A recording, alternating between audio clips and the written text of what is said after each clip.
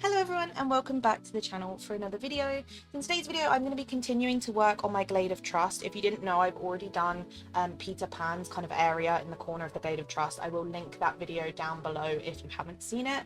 And I added kind of some of the other kind of whimsical fairy core buildings in, but I'm working my way through it to try and get the Glade finished. So the section we'll be doing today is going to include Merlin's house and also Fairy Godmother's pumpkin house. I decided to put these guys down here because their houses are quite small and they just fit so well with the fairy core vibe that I was going for.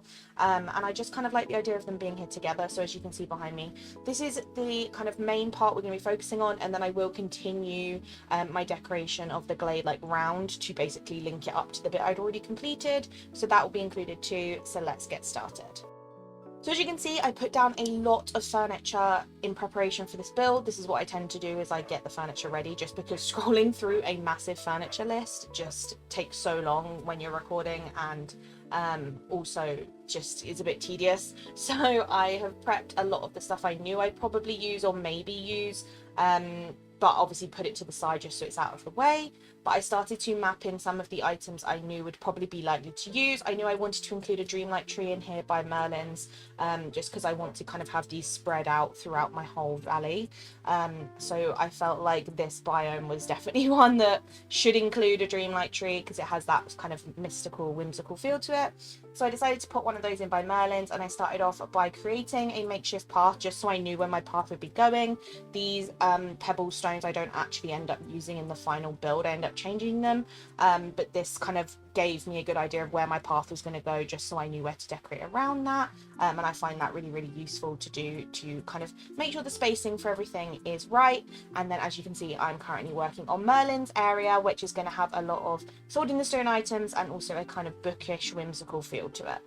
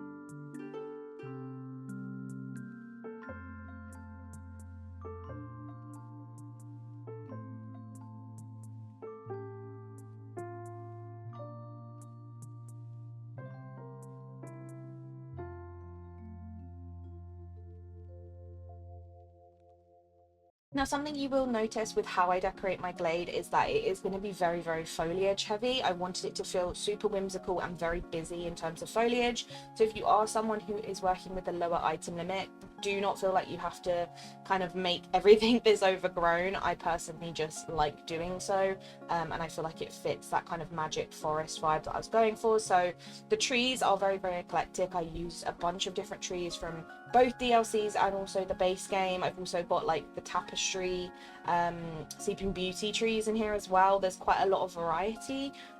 So that is something to note, that obviously if you do not recognize any of these particular items, they're most likely from the DLCs and stuff like that. And I also incorporated some of the Bugs Life giant plants that we got in a premium shop bundle, just to give it that really overgrown feel, make it feel like you're wandering through this really mystical, magical forest. And that was a theme I kept going throughout this whole section, in between obviously the areas that were more catered to Fairy Godmother and Merlin, which, as you can see, I'm currently doing Fairy Godmother's area. I created a little pumpkin patch for her. I tend to always do this when I decorate around her house, just because I feel like it fits her vibe. And I also love using these little like farming items. I hope we get some more farming stuff in the future, because I feel like we could definitely add to this. But for now, I wanted to create a simple little rustic kind of farm in her kind of house area, just so hers and Merlin's had a lot of character and you could tell whose home it was.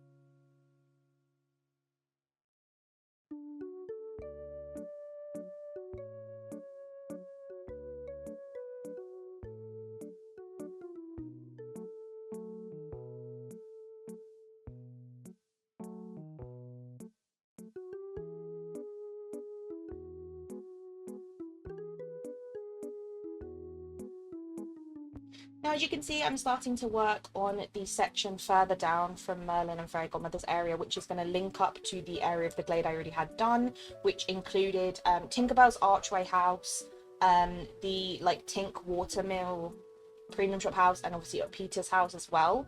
And as you can see, I've done a lot of decorating around them, but haven't done like the pathway down the middle and linked it all together. So this was kind of the part that I wanted to incorporate into this video, just so you could see how I went from the build I'd already done and then just kind of blended it together.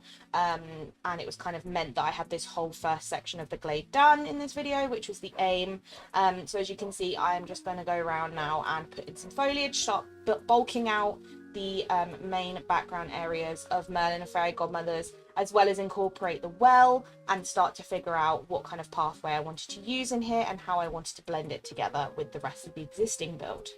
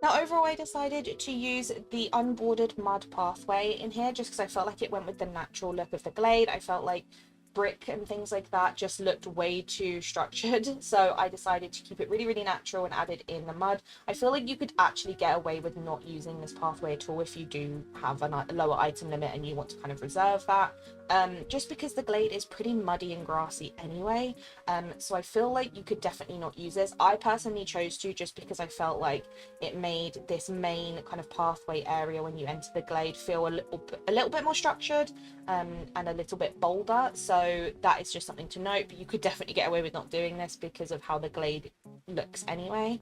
But once I'd done that, I obviously bordered this pathway with loads of foliage. I wanted to make sure that all the edges were covered, and I could kind of blend in all of those eclectic kind of bright plants as we go through, and started merging that with the existing kind of foliage builds I had done outside the existing homes, as well as use the like floral centerpiece that we got from the premium shop. I will go in and decorate this further, just to blend it in a bit more, because at the moment it looks a little bit bare and random, so I will go and do that as you'll see. But for now, I wanted to make sure I could fit in the pathway and really blend that in before I started adding anything extra.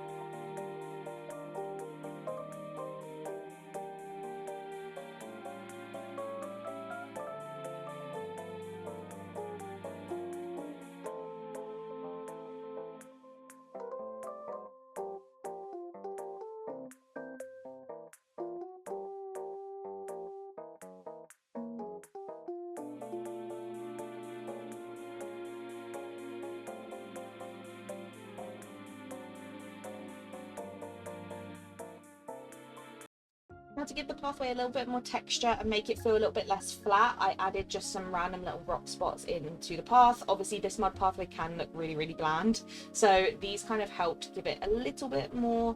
You could definitely go more overboard with these if you wanted to, but I decided to stick with just a few. But then for the actual pathway up by Merlin and Fairy Godmother's, I used this as the actual path itself. The mud pathway, I just felt like in here would look way too structured, and getting it around that pond would just make it be quite difficult to blend. So I decided actually to leave it more natural and have this be the main path, which I'm glad I decided to do, because it could obviously center around this pond, which I obviously added just a couple of little lights to. You could definitely go more overboard with this. I was debating using the big flower water pieces that we got, but I decided to stick with something simple.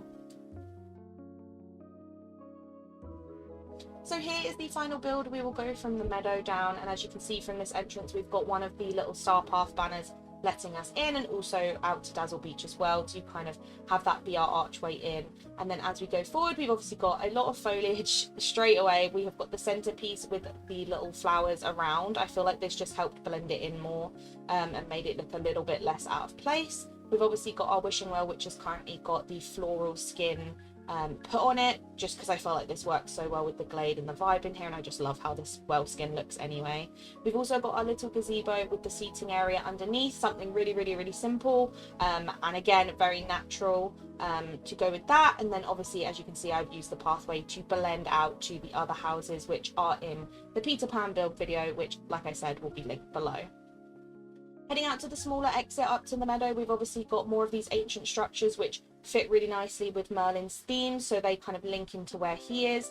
And then as you can see, as we look out to the pond, we've got some simple lights in here. We have got Fairy Godmother's side of this area, which has got her little pumpkin field and just some farmy items. I wanted this to really fit with the warmth and the autumnal feel of her home, as it is obviously not in an autumnal kind of biome as I've had it previously, so I still wanted to incorporate that and obviously include a lot of pumpkins, but keep it feeling very, very natural, less spooky. And then on the other side, we've got Merlin's home, which, as you can see, has got his little sword in the stone craft wall from Eternity Isle next to his home. I used some of the floral brick walls from the Vale to kind of lead us to the big open water section, and then a little desk with lots of books and things like that towards the end. And here are some shots of the final build. Obviously these will just cycle through and show you kind of highlights of the different areas, but I hope you did enjoy seeing them. I'm really happy with how it turned out. It was a little bit of a trial and error, like I hadn't really planned what I wanted to do. I knew where I wanted Fairy Godmother and Merlin's houses to be located, and that was literally the only plan I had. So I kind of just winged it from there, and then obviously realized that I needed to connect that middle section up, so decided to obviously just include it. But I hope that kind of helped show you how I ended up finishing this whole side of the glade. Obviously the other side of the glade is on my to-do list. I already know what houses are going to go over there, unless we do get any new ones come soon that obviously will fit, but for now I know which ones are going over there, so that will be something that I will be working on at some point soon. So if you do want to see that, do let me know down below, because I'm excited to do it and get my glade finished in this fairy core theme, because it's something quite new to me, and I actually haven't really done a full fairy core biome like this in a very long time. Make sure you like and subscribe if you did enjoy the video, and if there's anything you want to see next from me, please do let me know in the comments. I appreciate hearing what you guys want to see and kind of see my interpretation of, and I hope to see you in the next one. Bye!